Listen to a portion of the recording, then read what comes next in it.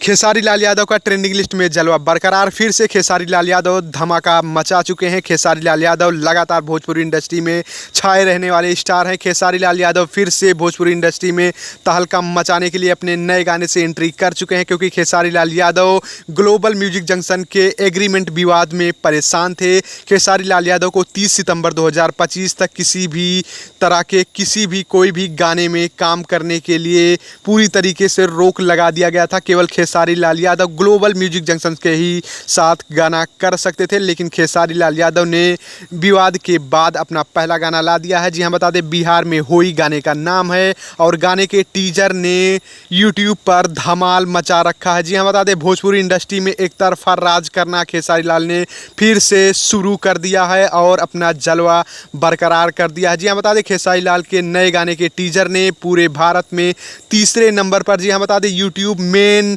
Section में तीसरे number पर ट्रेंड कर रहे हैं खेसारी लाल यादव। इनके गाने का नाम है बिहार में हुई और गाने को लिखा है अखिलेश कश्यप, दीपक मतलबी ने और गाने में म्यूजिक दिया है गोलू गुलजार ने। खेसारी लाल यादव श्वेता महारा के साथ इस गाने में ज़बरदस्त अंदाज में लग रहे हैं। गाना एकदम ब्लास्ट गाना है, क्योंकि गाने का टीजर ही पूरे भारत में ट्रेंड कर रहा है।